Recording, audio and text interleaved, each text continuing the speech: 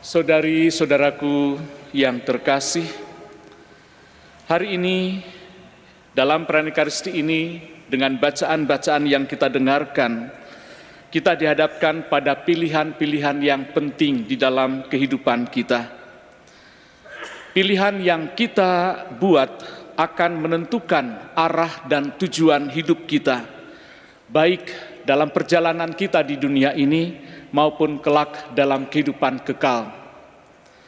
Bacaan hari ini mengajak kita untuk merenungkan betapa pentingnya pilihan yang kita buat, khususnya di dalam mengikuti Yesus Kristus. Dalam bacaan pertama dari kitab Yosua, kita melihat Yosua memanggil seluruh bangsa Israel untuk memperbaharui kembali komitmen mereka tentang segala hal yang telah Tuhan lakukan kepada mereka, dan kemudian memberi mereka pilihan. Apakah mereka akan melayani Tuhan atau dewa-dewa yang lain? Dan Yosua sendiri mempertegas pilihannya, bahwa Yosua dan seisi rumahnya akan menyembah Tuhan. Dan pilihan Yosua ini tentu saja mencerminkan komitmen yang teguh untuk tetap setia kepada Tuhan, bangsa Israel. Kita juga dihadapkan pada pilihan yang serupa dalam hidup kita. Apakah kita memilih untuk melayani Tuhan dengan sepenuh hati, ataukah kita justru mengikuti hal-hal duniawi?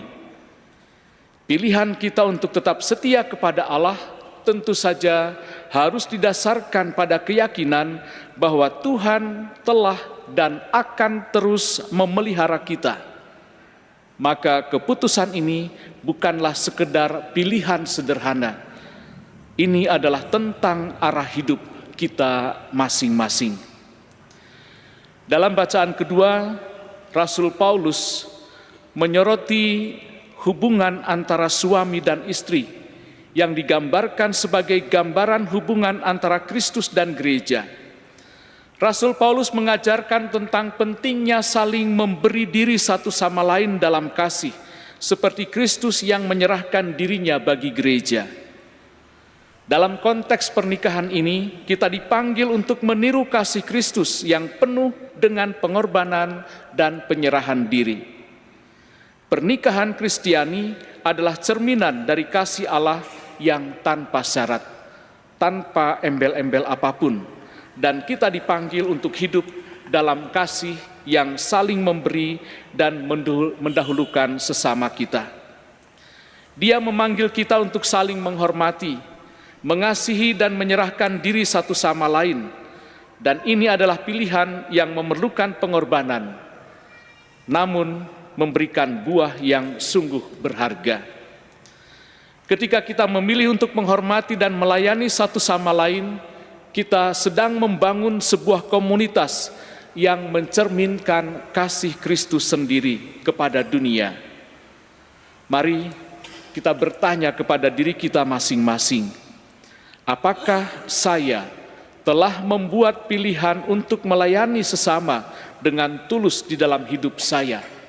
Apakah saya sudah menghadirkan kasih dan pelayanan di dalam keluarga saya, sebagai suami, sebagai istri, sebagai orang tua, sebagai anak, sebagai saudara?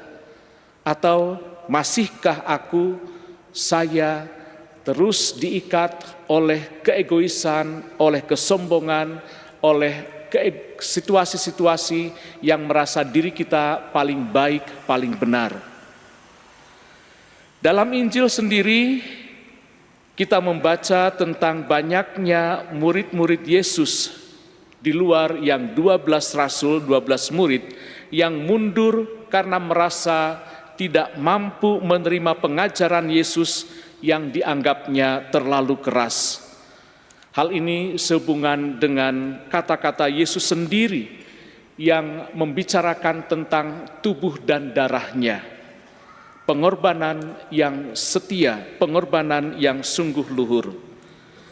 Namun di sini Petrus yang berbicara atas nama para rasul menjawab ketika Yesus bertanya, apakah mereka tidak pergi juga?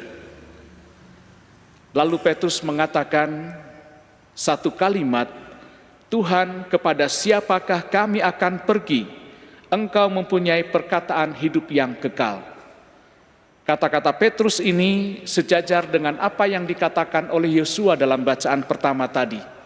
"Aku dan seisi rumahku akan menyembah Tuhan Allah." Saudari-saudaraku yang terkasih, maka di sini Yosua dan Petrus yang mewakili para murid yang lain menegaskan tentang komitmennya untuk mengikuti Allah, untuk mengikuti Yesus. Ketika kita menghadapi tantangan dalam iman kita, mungkin ada saat-saat kita juga merasa ingin menyerah. Kita merasa bingung dengan ajaran Tuhan atau tantangan dalam hidup kita. Namun saat kita menghadapi kesulitan, ingatlah bahwa kita memiliki pilihan untuk tetap bersandar kepadanya dan mengandalkan kasih-Nya. Seperti Petrus, kita harus menyadari bahwa tidak ada tempat lain untuk pergi, karena hanya Yesus yang memiliki perkataan hidup yang kekal. Maka kita dipanggil juga untuk tetap setia, meskipun jalan yang kita tempuh, pilihan yang sudah kita ambil, mungkin saja menjadi suatu yang bisa mendatangkan kesulitan tertentu dalam hidup kita.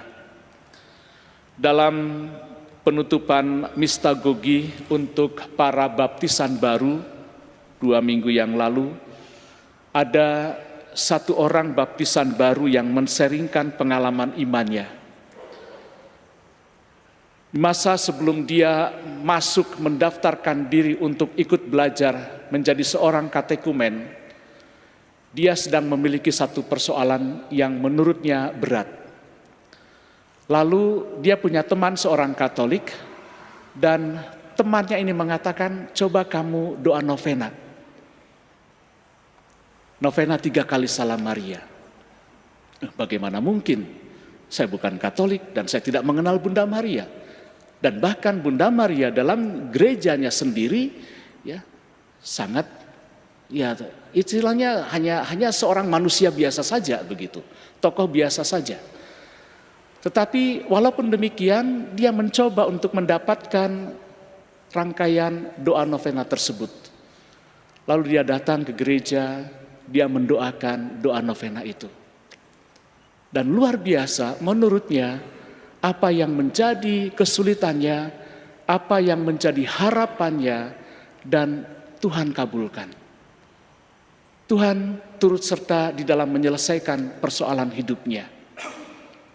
Dia bergumul, apa betul ya Tuhan yang mengabulkan doa saya ini, harapan saya ini. Ya. Lalu dia mencoba untuk terus bertanya dan mencoba juga untuk tetap hadir di gereja. Dan akhirnya dia mengambil keputusan untuk mendaftarkan diri menjadi seorang katekumen di paroki kita ini. Lalu dia mengatakan setelah pembaptisan diterima pada bulan Juni yang lalu, dia mengatakan, "Saya semakin yakin bahwa Yesus adalah kekuatan saya, bahwa Yesus adalah juru selamat saya, dan gereja Katolik adalah rumah saya." Saudari-saudara, mungkin kalau Anda mendengarkan langsung dari yang bersangkutan akan lebih menarik lagi. Apa yang disampaikannya, bagaimana pergumulan yang dialaminya secara pribadi. Saya hanya menyampaikan satu garis besar saja tentang peristiwa yang dialaminya. Saudari-saudara, untuk sampai kepada keputusan ini tidak mudah. Untuk sampai kepada keputusan ini tentu membutuhkan pengorbanan-pengorbanan tertentu. Dan dia pun siap dengan segala konsekuensinya. Ya, bahkan ya untuk disingkirkan dari keluarganya. Untuk dilepaskan dari keluarganya. Maka saudari-saudaraku yang terkasih, pilihan-pilihan kita yang kita buat itu akan menentukan hidup kita. Saat ini juga nanti. Anda dan saya sudah memilih Yesus, Gereja Katolik sebagai sarana keselamatan kita. Maka mari kita mencoba untuk setia, mencoba untuk bertekun dan menghidupi iman kita. Iman kita bukan sekedar status tempelan ya dalam KTP atau dalam identitas kita Katolik. Bukan. Tapi harus sungguh-sungguh dihidupi. Bagaimana kita mencerminkan dan menghadirkan, mengekspresikan diri sebagai seorang Katolik yang baik, sebagai seorang pengikut Kristus yang baik, yang militan, yang punya fanatisme yang kuat. Caranya ya tentu dengan menghadirkan kasih. Seperti yang disampaikan oleh Paulus kepada jemaat di Efesus. Ya, menghadirkan tatanan-tatanan hidup rohani yang baik, tatanan-tatanan hidup sosial yang baik, bagaimana kita berelasi dengan sesama kita, bagaimana kita juga berelasi dengan Allah. Semoga perayaan Ekaristi ini dan sabda-sabda Tuhan yang kita dengarkan sungguh membawa kita kepada kesejatian hidup kita sebagai murid-murid Kristus yang setia. Tuhan memberkati.